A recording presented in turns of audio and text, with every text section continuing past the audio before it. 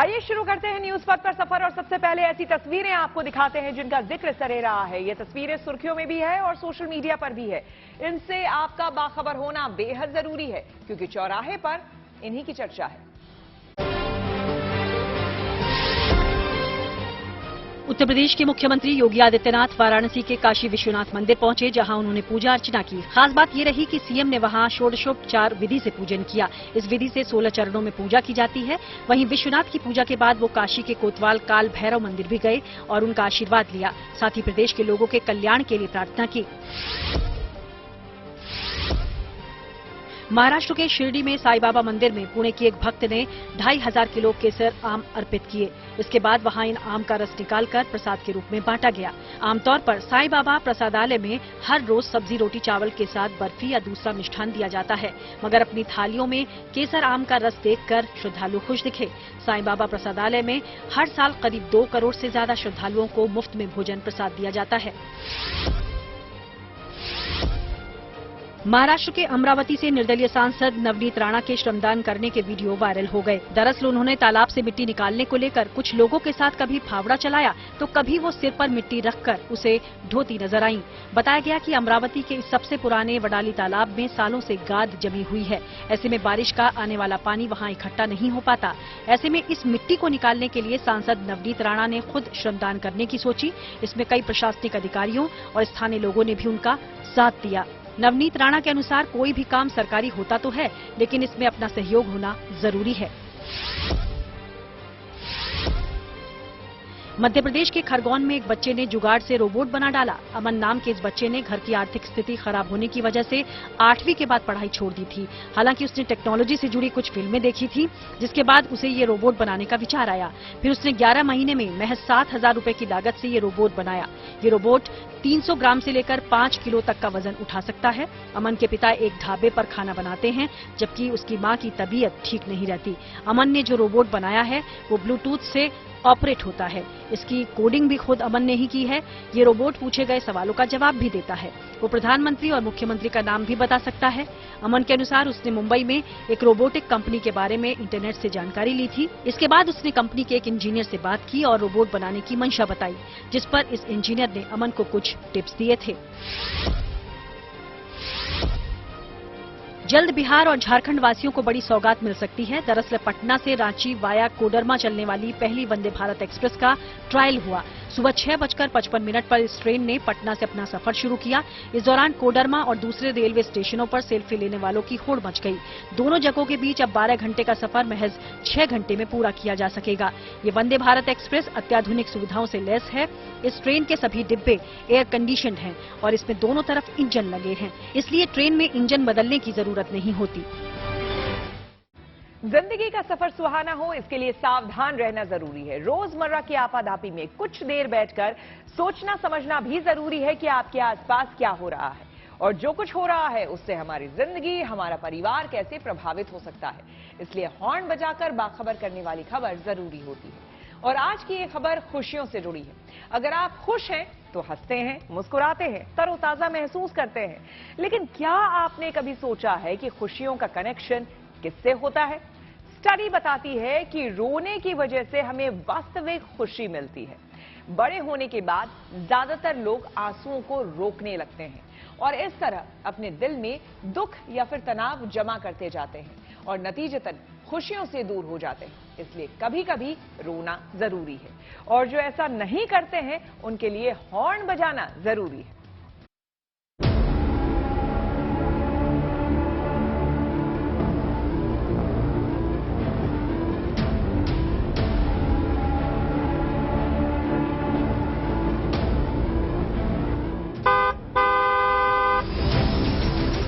एक ये दिन जब लाखों गम और काल पड़ा है आंसू का, एक वो दिन जब एक जरा सी बात पे नदियां बहती थी।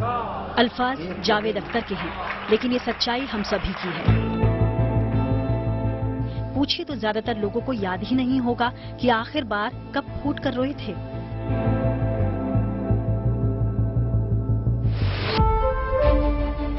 बचपन में तो जरा जरा सी बात पर रोना आता था, यहाँ तक कि रो रो कर घर सिर पर उठा लेते थे। लेकिन जब से बड़े हुए रोना भूल गए। ऐसा नहीं कि दुख या तकलीफ नहीं, जिंदगी की तमाम मुसीबतें हैं। इस सफर की बेशुमार चुनौतियां हैं, परेशानियां हैं, लेकिन ज्यादातर लोग सब कुछ बर्दाश्त कर लेते हैं। रोना चाहते भी हैं तो इसलिए नहीं रोते कि लोग क्या कहेंगे। दिलो दिमाग में ये बात बैठ गई है कि रोना कमजोरी की निशानी है। कुछ लोग इसे मर्दानगी तो कुछ मैच्योरिटी से जोड़ लेते हैं और इस चक्कर में आदमी रोना तो छोड़िए, सिसक तक नहीं पाता। और इसका नतीजा ये होता है कि जाने अनजाने आदमी मन ही मन घुटता रहता है और खुशियों से दूर होता जाता है। नई स्टडी के अनुसार अगर बड़े होने के बाद भी दुखी या उदास होने पर या कई बार बेवजह भी रोए तो उसकी कई मानसिक और शारीरिक समस्याएं दूर हो सकती हैं। इसलिए हमेशा हंसते रहने की सलाह के साथ कभी कभी रोने की हिदायत को भी आप गंभीरता से लें। इसके लिए हॉर्न बजाना जरूरी है।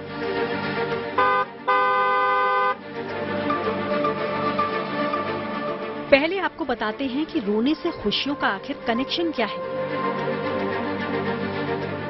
तो national bureau of economic research के एक सर्वे के अनुसार कोई भी इंसान बचपन से लेकर 15-16 साल की उम्र तक सबसे ज्यादा खुश रहता है।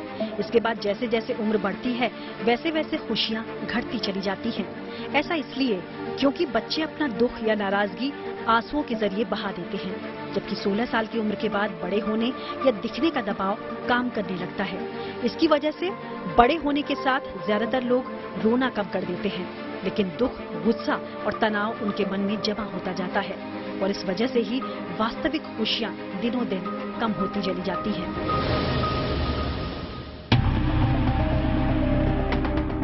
इस तरह खुशियों का मजबूत रिश्ता आंसुओं से है। आंसू बहते हैं तो दिल से गर्दो गुबार निकलता है, फिर स्वाभाविक तौर पर खुशी का एहसास होता है।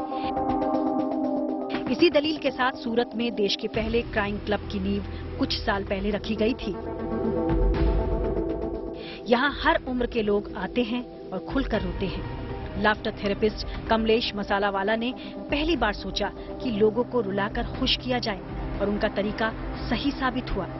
यहाँ भावुक या खराब अनुभव वाले पलों को याद दिलाकर लोगों को रुलाया जाता है और रोने से स्ट्रेस खत्म हो जाता है। सूरत की ही तरह ये प्रयोग देश में कई जगहों पर किया जा रहा है और इंटरनेशनल लेवल पर भी क्राइम क्लब मौजूद है। कहते हैं ऐसा पहला क्लब जापान में खोला गया था। यानी सही मायनों में खुशी हासिल करने के लिए आंसुओं की अहमियत लोग समझ रहे हैं। आपके लिए आंसुओं से जुड़े फायदों को बारीकी से समझना जरूरी है। शरीर में बनने वाला कार्टिसोल नाम का केमिकल आंसुओं के जरिए बाहर निकल जाता है। अगर बाहर नहीं निकले तो ये केमिकल डिप्रेशन, एंजाइटी और हाइपरटेंशन की वजह बनता है। रोने से जब शरीर से कार्टिसोल की मात्रा कम हो जाती है तो आदमी खुश, स्वस्थ और तरोताजा महसूस करने लगता है। इसके इमोशनल टीयर्स से ऑक्सीटोसिन और इंडोर्फिन्स जैसे हार्मोन रिलीज होते हैं। ये हार्मोन खुशियों की वजह बनते हैं। इमोशनल टीयर्स से लाइसोजियम नाम का एक केमिकल निकलता है तो एंटी बैक्टीरियल होता है। ये आंखों को साफ करता है और कई बीमारियों से बचाव भी करता है।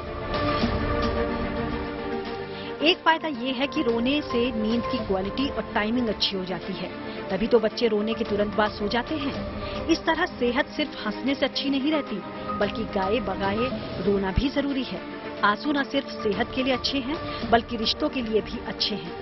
एक रिसर्च के अनुसार साथ रोने से लोगों के आपसी रिश्ते मजबूत होते हैं। यानी दुख के पलों में अगर दो लोग साथ मिलकर रो रहे हैं तो उनकी बॉन्डिंग मजबूत होती है। और हाँ, एक बात बिल्कुल दिमाग से हटानी जरूरी है, वो ये कि रोना कमजोर होने की निशानी है।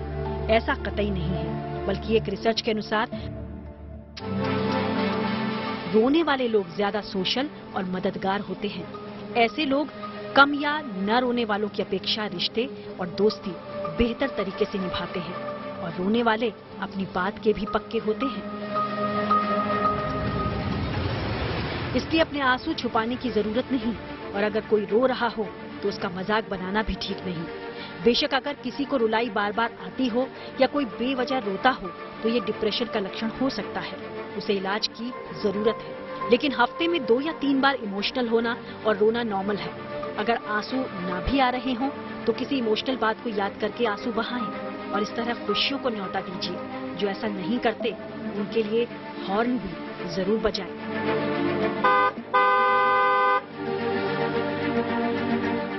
Bureau report, good news today.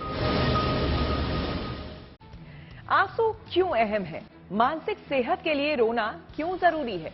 इसे हमने समझा मनोचिकित्सक डॉक्टर मीनाक्षी मनचंदा से। रोना हमारी बॉडी का एक तरीका है हमारी स्ट्रेस को कम करने का, और जो स्ट्रेस की वजह से एंजाइटी और डिप्रेशन हो रहा है उससे डील करने का। असल में रोने से ऑक्सीटोसिन और एंडोजीनस ओपियोइड्स नाम के केमिकल्स, जिनको कि हम एंडोर्फिन कहते हैं, वो बॉडी में रिलीज होते हैं। वो हमें अच्छा फील करवाते हैं। उनकी वजह से हमारी स्ट्रेस कम हो जाती है और हमें नींद आ जाती है। ये केमिकल्स हमें शारीरिक और मानसिक दर्द दोनों से राहत दिलाते हैं और उस दर्द को कम कर देते हैं। इनके रिलीज होने से हमारा शरीर कुछ देर तक सुन्न हो जाता है और फिर हम खुश हो जाते हैं। हमारी सोसाइटी में रोने के साथ भी एक स्टिग्मा जुड़ा हुआ है कि जब कोई रोता है तो सभी उसको सिर्फ एक बात बोलते हैं कि रो मत। पर अगर कोई रो रहा है तो उसका मतलब ये नहीं है कि वह दूसरों से सिंपैथी लेना चाहता है या उन्हें परेशान करना चाहता है। उसका सिर्फ एक मोटिव होता है कि वह अपने दुख को कम करना चाहता है। रोने का मतलब है कि हम अपने नेगेटिव इमोशंस जो हैं, जिनकी वजह से हम परेशान हो रहे हैं, उनको वेंट आउट करना चाह रहे हैं। वो अगर शरीर में इकट्ठे होते रहते हैं तो हमें कई तरह की प्रॉब्लम्स हो जाती हैं। किसी को सिर दर्द हो जाता है, किसी को उल्टी आने लगती है, तो किसी को बॉडी एक्स होते हैं जिनका कि कोई कारण भी नहीं मिल पाता। इसलिए हमें रोना जो है कभी भी अपने इमोशंस को इकट्ठे नहीं करना चाहिए, हमेशा एक्सप्रेस करते रहना चाहिए। ब्रिटेन में भारतीय उच्चायोग पर हमले को लेकर एनआईए ने जारी की 5 सीसीटीवी फुटेज। आरोपियों की पहचान बताने वाले को मिलेगा इनाम। जी हां, सीधे आपको लिए चलते हैं न्यूज एक्सप्रेसवे पर, जहां पर देश भर की कुछ और जरूरी खबरें कर रही हैं आपका इंतजार। प्रधानमंत्री नरेंद्र मोदी ने चक्रवात बिपरजॉय को लेकर दिल्ली में एक अहम बैठक की। इसमें अधिकारियों को हर संभव जरूरी कदम उठाने के निर्देश दिए गए। उधर मौसम विभाग के अनुसार ये तूफान बुधवार को सबसे पहले गुजरात के कच्छ में जकाऊ पोर्ट पर हिट करेगा। आशंका है कि इस दौरान तूफान की स्पीड 155 किलोमीटर प्रति घंटा हो सकती है। फिलहाल गुजरात से महाराष्ट्र तक कई राज्यों में अलर्ट जारी किया गया है। एनडीआरएफ और दूसरी एजेंसियां भी अपनी तैयारियों में जुटी हुई हैं। कांग्रेस ने मध्य प्रदेश विधानसभा चुनाव की तैयारी का शंखनाद कर दिया। पार्टी नेता प्रियंका गांधी ने जबलपुर में नर्मदा पूजन के साथ इलेक्शन कैंपेन की शुरुआत की। उन्होंने वहां आरती भी की। इसके अलावा कांग्रेस ने जबलपुर शहर में भगवान हनुमान की 30-30 फीट की गदा लगाई। साथ ही उन्होंने राज्य में अपनी सरकार के सत्ता में आने पर पुरानी पेंशन सिस्टम शुरू करने का वादा किया। यूपी के वाराणसी में G20 देशों के प्रतिनिधियों की बैठक दूसरे दिन भी जारी रही। इस दौरान प्रधानमंत्री नरेंद्र मोदी ने G20 के विकास मंत्रियों की बैठक को ऑनलाइन संबोधित किया। उन्होंने कहा कि लगातार विकास लक्ष्यों को पीछे नहीं छूटने देना सभी की सामूहिक जिम्मेदारी है। इस बैठक में विदेश मंत्री एस जयशंकर भी शामिल हुए। बीजेपी के राष्ट्रीय अध्यक्ष जेपी नड्डा ने हिमाचल प्रदेश के कांगड़ा में पार्टी दफ्तर का उद्घाटन किया। इस मौके पर उन्होंने कांग्रेस और दूसरे विरोधी दलों पर अपनी विचारधारा के साथ समझौता करने का आरोप लगाया। अपने दौरे में जेपी नड्डा ने शक्तिपीठ ब्रजेश्वरी माता मंदिर में दर्शन भी किए। हरियाणा के कुरुक्षेत्र में सनफ्लावर बीज की एमएसपी के मुद्दे पर किसानों ने महापंचायत की। इसके बाद किसानों ने नेशनल हाईवे पर प्रदर्शन किया। इसका असर दिल्ली चंडीगढ़ और दिल्ली अमृतसर नेशनल हाईवे पर पड़ा। उधर इस बीच पहलवान बजरंग पुनिया भी किसानों के समर्थन में आ गए। उन्होंने कुछ देर के लिए किसानों को संबोधित किया, हालांकि फिर वो वहां से चले गए। प्रधानमंत्री नरेंद्र मोदी मंगलवार को रोजगार मेले में करीब 70,000 नियुक्ति पत्र बांटेंगे। इनकी नियुक्ति डाक विभाग समेत दूसरे सरकारी विभागों में होगी। ये रोजगार मेला देश भर में 43 जगहों पर आयोजित किया जाएगा, जिसमें पीएम ऑनलाइन शामिल रहेंगे। दिल्ली में आर्कियोलॉजिकल सर्वे ऑफ इंडिया को 700 साल पुरानी एक गुप्त सुरंग मिली। दरअसल सिटी फोर्ट्स चिल्ड्रन म्यूजियम के सामने खुदाई करते वक्त एक छोटी सी सुरंग दिखाई दी। लगभग 2 महीने पहले इस म्यूजियम के सामने रास्ता बनाया जाना था ताकि लोग आसानी से म्यूजियम के अंदर आ जा सकें। पर जैसे जैसे खुदाई की गई वैसे वैसे पहाड़ी के नीचे एक छिपी हुई सुरंग मिली, जिसके बारे में आर्कियोलॉजिकल सर्वे ऑफ इंडिया को बताया गया। फिर वहाँ तुरंत काम रोक दिया गया और इस सुरंग के बारे में पता लगाना शुरू किया गया। कहा जा रहा है कि ये 13वीं शताब्दी यानी खिलजी वंश के समय की सुरंग है। खबरों के एक्सप्रेसवे से आगे रुक करते हैं सियासी ढाबे का, जहां आज की सबसे दिलचस्प खबर मौजूद है। कर्नाटक की जीत के बाद कॉन्फिडेंस से लबरेज कांग्रेस ने मध्य प्रदेश में चुनाव प्रचार का आगाज कर दिया है। बीजेपी को टक्कर देने के लिए मध्य प्रदेश में भी कांग्रेस ने हिंदुत्व की डगर पकड़ी। प्रियंका गांधी ने नर्मदा की पूजा अर्चना करके चुनावी शंखनाद कर दिया और कांग्रेस ने बजरंग बली और उनकी गदा को अपने साथ रखा है।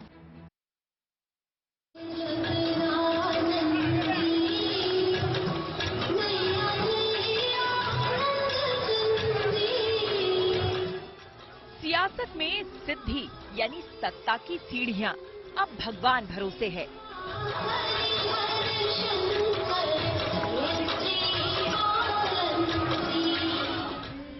भगवान भी कौन, वो जो अतुलित बलधामम हेम शैलावदेहम यानी हनुमान जी, बजरंग बली, गणपति महाराज जी,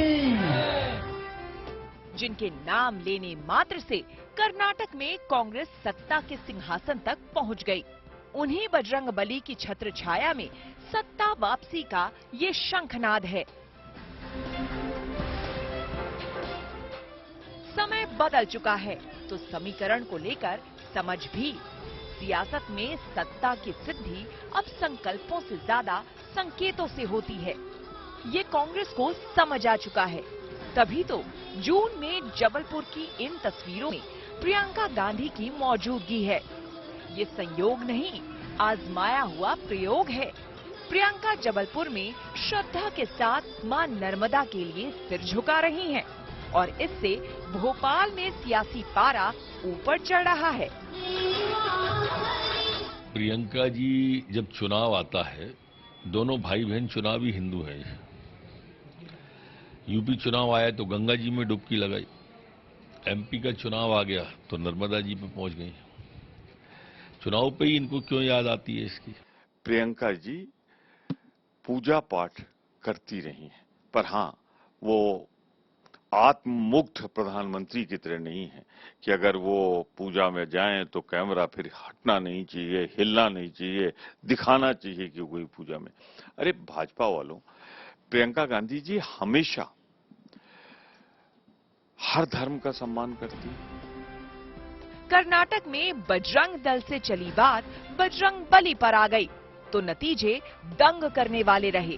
तभी तो जिनका ना बजरंग बली से सरोकार है ना बजरंग दल से, अब वो भी कांग्रेस में कर्नाटक के कमाल को सवाल बताकर इस सियासी लकीर को मिटाने में लगे हैं।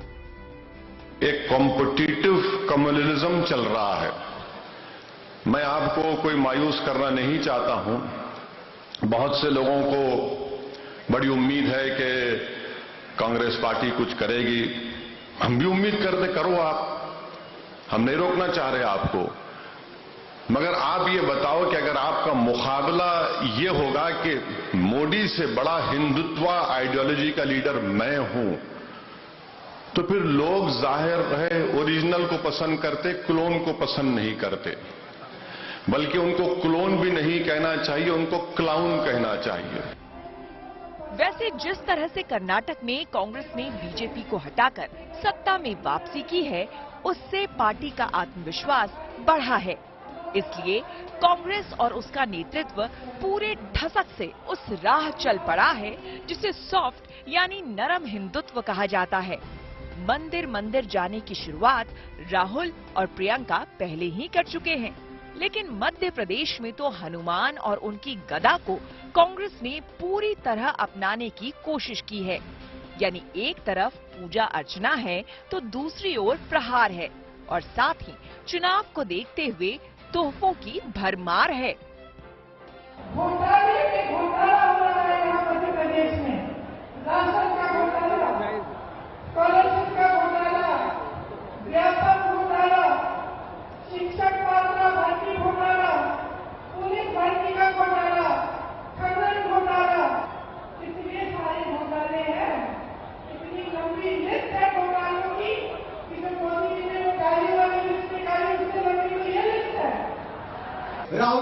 मुंह दिखाने लायक नहीं रहे तो बहन प्रियंका जी को वहां पर भेज दिया। मेरा प्रियंका गांधी जी और कांग्रेस पार्टी से प्रश्न है कि किसानों के कर्जे क्यों माफ नहीं हुए और आज कौन से झूठे वायदे करने आए। यही हिमाचल प्रदेश में आज से 6 महीने पहले कांग्रेस ने कहा था आपसे 2 रुपए किलो गोबर खरीदेंगे, 100 रुपए किलो दूध खरीदेंगे, 300 यूनिट बिजली मुफ्त में देंगे, 1500 रुपए बहनों के खाते में आ जाएगा। मेरी बहनों के 1500 रुपए खाते में आ गया। अरे जब कांग्रेस ही आए तो गोबर बचा के रखो, फिर आपको पता है क्या करना है। जबलपुर में नर्मदा की पूजा आरती के साथ ही प्रियंका ने चुनावी प्रचार की शुरुआत कर दी। बड़े बड़े चुनावी वादे किए गए। पुरानी पेंशन स्कीम लागू करने से लेकर किसानों का कर्ज माफ करने और हर महीने महिलाओं को 1500 रुपए देने का ऐलान किया गया।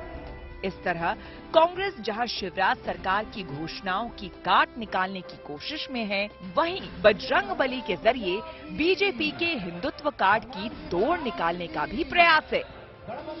Bureau report, good news today.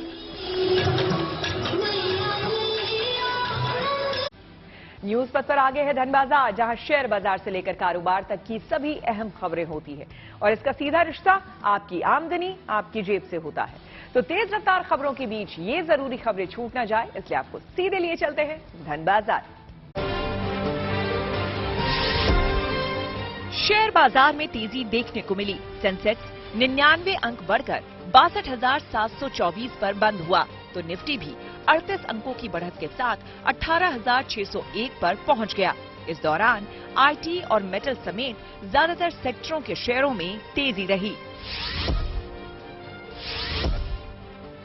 Delhi सराफा बाजार में सोने चांदी की कीमतों में गिरावट देखी गई। सोने की कीमत 170 रुपए गिरकर 60,650 रुपए प्रति 10 ग्राम पर आ गई, जबकि चांदी 300 रुपए लुढ़की। अब 1 किलो चांदी की कीमत 74,050 रुपए हो गई। खुदरा महंगाई दर में गिरावट दर्ज की गई। मई में महंगाई दर घटकर 4.25% पर जा पहुंची। इससे पहले अप्रैल में 4.70% रही थी। ये लगातार चौथा महीना है जब खुदरा महंगाई दर में गिरावट दर्ज की गई। खुदरा महंगाई दर 25 महीनों के सबसे निचले स्तर पर लुढ़क गई है। अप्रैल 2021 में ये 4.23% रही थी। उद्योग जगत से भी अच्छी खबर आई। आईआईपी यानी औद्योगिक उत्पादन दर में बढ़ोतरी दर्ज की गई। सरकार की ओर से जारी आंकड़ों के मुताबिक अप्रैल में आईआईपी 4.2% रही, जबकि ये आंकड़ा मार्च में 1.7% दर्ज किया गया था। हीरो मोटोकॉर्प बुधवार को एक्सट्रीम बाइक 160R का अपडेटेड वर्जन लॉन्च करेगी। खबर है कि इस नए मॉडल की कीमत मौजूदा मॉडल से करीब 10,000 रुपए ज्यादा हो सकती है। लॉन्चिंग से पहले कंपनी ने बाइक टीजर की एक सीरीज भी जारी की। और आइए अब रुक करते हैं प्रगति मार्ग का, जहां ऐसी खबरें हैं जो कि देश की तरक्की, प्रगति और लोगों की काबिलियत दिखाती है। महाराष्ट्र के अमरावती, अकोला और बुल्ढाना में लोगों को खारे पानी से निजात मिलने वाली है। यहां के ज्यादातर इलाकों में जमीन की निचली सतह में खारे पानी का भंडार है। अब आलम यह है कि ये पानी ना पीने के लायक है और ना ही इस पानी से सिंचाई की जा सकती है। अब यहां बांध बनाकर खारे पानी को साफ करने की कवायद की जा रही है। उम्मीद है कि अगस्त तक इन इलाके के लोगों को पीने और सिंचाई के लिए साफ पानी मिलेगा।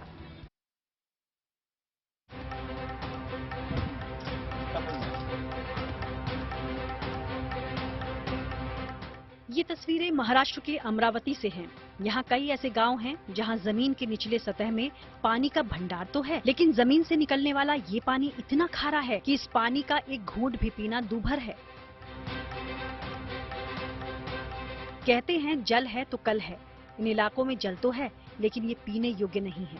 धरती के 1/3 हिस्से पर पानी होने के बावजूद भी इन इलाकों में लोग पानी की एक एक बूंद के लिए तरसते हैं, क्योंकि इन इलाकों में जो पानी निकलता भी है उस पानी को ना तो पिया जा सकता है और ना ही इस पानी से सिंचाई की जा सकती है।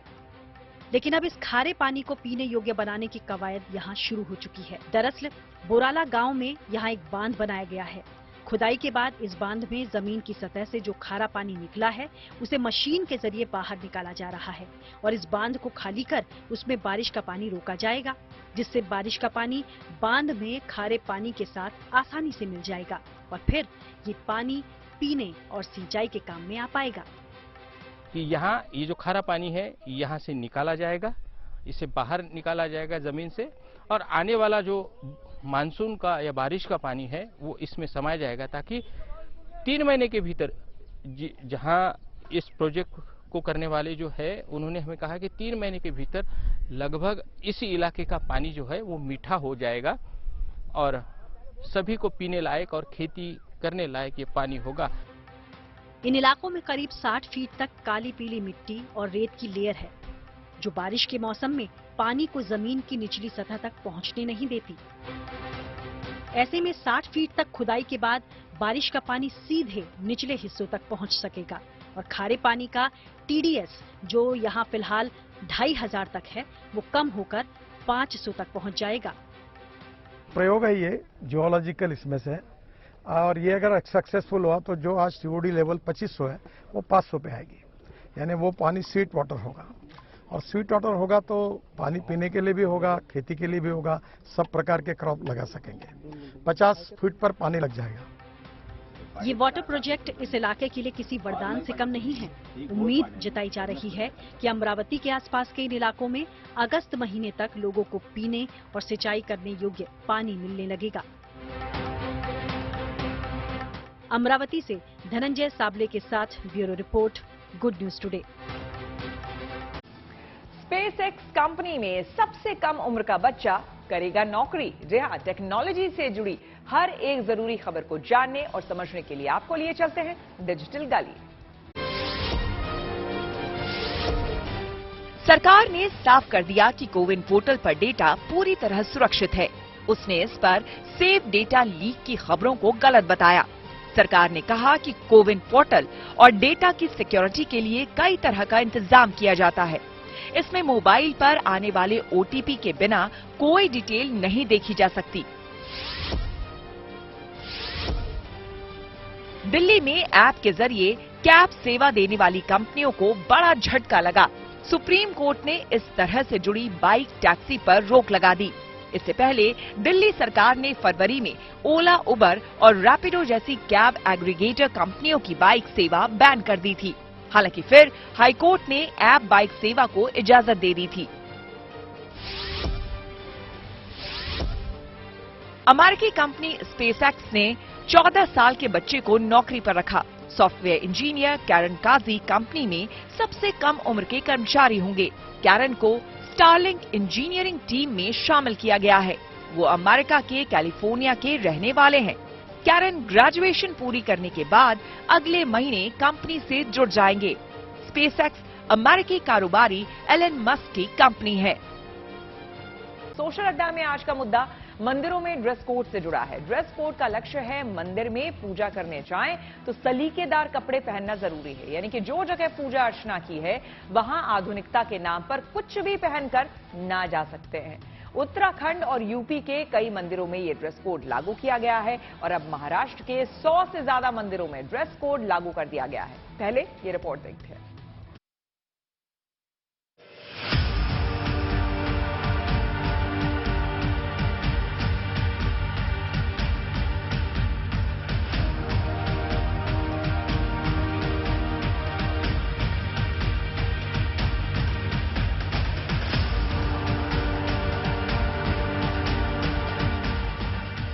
देश में 4 राज्यों के 4 जिलों के मंदिरों की अपील का संदेश साफ है।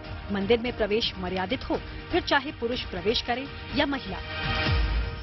महाराष्ट्र से लेकर यूपी तक लागू किए गए इस फैसले के तर्क बेहद साफ हैं। मंदिर पवित्र जगह है, इसकी मर्यादा का ध्यान रखना सभी की जिम्मेदारी है। इसे समझने की जरूरत है, इसलिए ये अपील या अनुरोध के शब्दों से लिपटा है। यूपी और उत्तराखंड के चुनिंदा मंदिरों ने ये अपील जारी की है, लेकिन महाराष्ट्र में मुंबई, ठाणे, रायगढ़ और पालघर के 18 मंदिर के शामिल होने के बाद 114 मंदिर में ड्रेस कोड लागू हो गया है। इसे वस्त्र संहिता का नाम दिया गया है। अब इसमें और मंदिरों को जोड़ने की बात कही जा रही है। सभी जगह पे जिस जिस मंदिर विश्वस्तों ने ये वस्त्र संहिता अपने मंदिरों में जारी किए उनका मैं हार्दिक अभिनंदन करूंगा।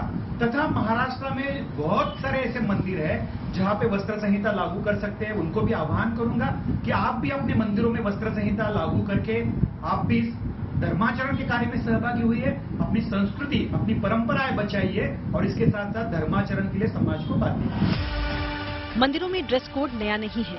दक्षिण भारत के मंदिरों में भी इस पर पहले से अमल हो रहा है। वहीं उत्तर भारत के मंदिरों में इस पर सख्ती तो नहीं की गई है, लेकिन सुधार की जरूरत महसूस की जाती रही है।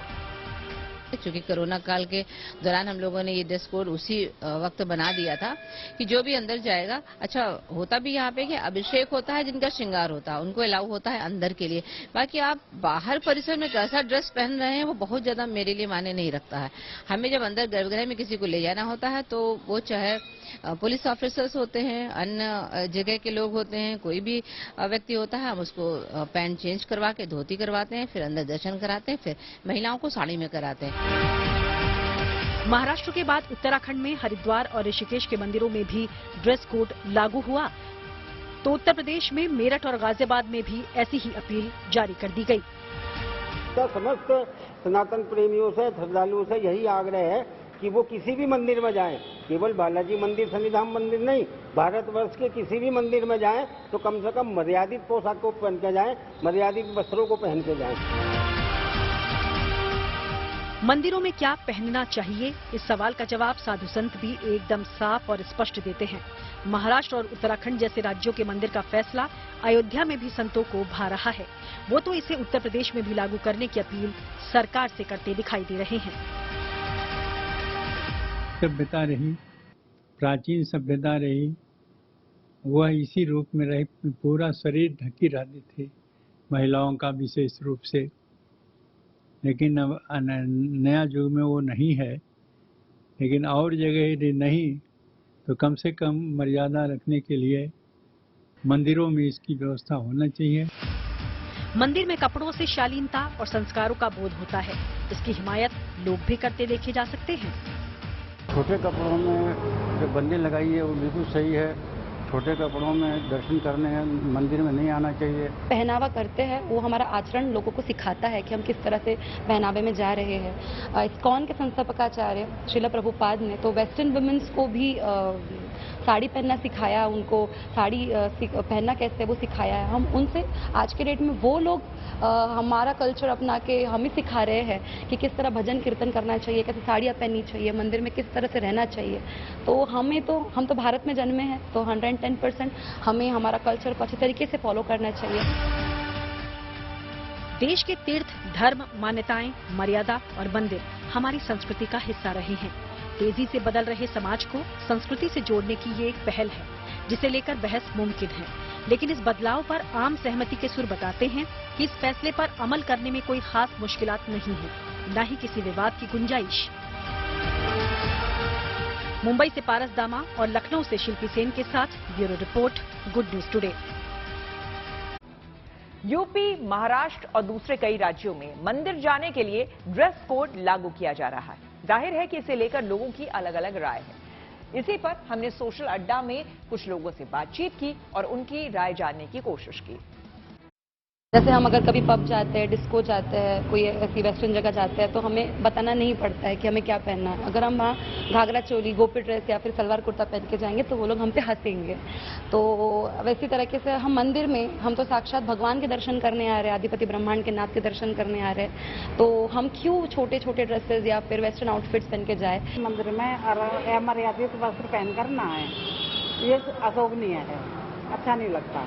कटे फटे जो यहाँ से कपड़े फट रहे हैं, यहाँ से कपड़े फट रहे हैं, छोटे छोटे कपड़े पहन कर नहीं आना चाहिए लेडीजों को। पोस्टर के बारे में जो लिखा है वो ठीक लिखा है। जो मंदिर में वस्त्र पहन के आने चाहिए वो बिल्कुल सही पहन के आने चाहिए। जो आजकल का वेस्टर्न कल्चर नहीं, इंडियन कल्चर के हिसाब से ही आना चाहिए। स्त्री को फुल ड्रेस पे आना चाहिए मंदिर में, हमेशा इज्जत से सर पे पल्लू रख के, जिससे माता भी प्रसन्न होती है कि वो आराम से फुल ड्रेस में आई है। जीन्स और टॉप, इसमें लेडीज का पूरा परिवार अच्छा दिखता नहीं है। उससे अलग इम्प्रेशन पड़ता है। अगर आप साड़ी ब्लाउज में, वो भी कलरफुल साड़ी, रेड हो, येलो हो, ग्रीन हो, इस टाइप के वस्त्र पहन के मंदिर आना चाहिए। पूर्व अमेरिकी राष्ट्रपति डोनाल्ड ट्रंप की मंगलवार को कोर्ट में होने वाली है पेशी। आइए आपको सीधे लिए चलते हैं न्यूज एक्सप्रेस पर, जहां विदेश से जुड़ी कुछ और जरूरी खबरें कर रही हैं आपका इंतजार।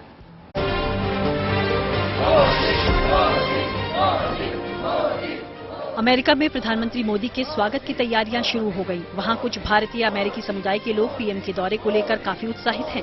अमेरिका में बीजेपी से जुड़े संगठन overseas friends of BJP USA ने बताया कि पीएम मोदी के दौरे से पहले 18 जून को अमेरिका के 20 शहरों में वेलकम मोदी यूनिटी डे कार्यक्रम भी आयोजित किया जाएगा।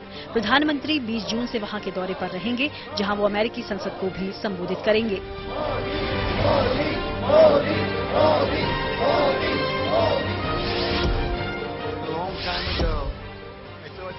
पूर्व अमेरिकी राष्ट्रपति डोनाल्ड ट्रंप मंगलवार को मायामी की फेडरल कोर्ट के सामने पेश होंगे। वो गोपनीय सरकारी दस्तावेज घर ले जाने के मामले में घिरे हुए हैं। इसी केस में उन्हें समन जारी हुआ है। वहीं इस बीच ट्रंप ने कहा कि वो राजनीतिक साजिश के शिकार हैं। साथ ही उन्होंने अपने समर्थकों से कोर्ट के बाहर प्रदर्शन में शामिल होने की भी अपील की। इस दौरे पर टीम इंडिया के बड़े खिलाड़ियों को दिया जाएगा आराम, तो वनडे में नहीं होगा ज्यादा बदलाव। खेल जगत से जुड़ी कुछ और खबरों को जानने के लिए सीधे रुख करते हैं खेल चक्कर का। सूत्रों के हवाले से खबर है कि भारतीय कुश्ती महासंघ का चुनाव 4 जुलाई को करवाया जा सकता है। आईओए ने इसको लेकर एक पत्र भी लिखा। दरअसल कुश्ती महासंघ के संविधान के अनुसार चुनाव से 21 दिन पहले सभी राज्य संघों को नोटिस देना जरूरी होता है। फिर रिटायरिंग ऑफिसर भी नियुक्त किया जाता है, जो चुनाव से जुड़ी सभी प्रक्रियाएं पूरी करता है। खबर है कि वेस्टइंडीज दौरे पर टीम इंडिया के बड़े खिलाड़ियों को आराम दिया जाएगा। इस दौरान टीम की बेंच स्ट्रेंथ को आजमाने की कोशिश होगी। टेस्ट सीरीज के लिए भारतीय टीम में यशस्वी जायसवाल, सरफराज खान और तेज गेंदबाज मुकेश कुमार की एंट्री हो सकती है, जबकि टी20 में रिंकू सिंह को मौका मिल सकता है। इस दौरे की शुरुआत 12 जुलाई से होगी। सबसे पहले 2 टेस्ट, फिर 3 वनडे और उसके बाद 5 मैचों की टी20 सीरीज खेली जाएगी। आईसीसी ने वर्ल्ड टेस्ट चैंपियनशिप के फाइनल में स्लो ओवर रेट को लेकर कार्रवाई की। उसने टीम इंडिया के सभी खिलाड़ियों की पूरी मैच फीस काट ली। वहीं ऑस्ट्रेलियाई टीम पर मैच फीस का 80% जुर्माना लगाया गया, जबकि अपने आउट होने को लेकर नाराजगी जताने वाले शुभमन गिल को 15% मैच फीस गंवानी पड़ गई। गिल ने सोशल मीडिया पर यह नाराजगी जाहिर की थी। खबर है कि क्रिकेट वर्ल्ड कप में भारत और पाकिस्तान के बीच 15 अक्टूबर को मैच हो सकता है। ये मैच अहमदाबाद के नरेंद्र मोदी स्टेडियम में करवाए जाने का प्रस्ताव है। बीसीसीआई ने इसको लेकर पूरा ड्राफ्ट शेड्यूल तैयार कर आईसीसी को भेज दिया। इस टूर्नामेंट की शुरुआत 5 अक्टूबर को अहमदाबाद से होगी। वहीं भारतीय टीम अपना पहला मुकाबला 8 अक्टूबर को ऑस्ट्रेलिया के खिलाफ चेन्नई में खेलेगी। इंडोनेशिया बैडमिंटन ओपन की मंगलवार से शुरुआत होगी। इसमें पीवी सिंधु और आकृषि महिला वर्ग में नजर आएंगी, तो के श्रीकांत, एचएस प्रणॉय, प्रियांशु और लक्ष्य सेन पुरुष वर्ग में हिस्सा लेंगे। चलिए इसी के साथ न्यूज पथ में मेरे यानी श्वेता झा के साथ फिलहाल इतना ही। देश दुनिया की तमाम पॉजिटिव खबरों के लिए आप देखते रहिए गुड न्यूज टुडे।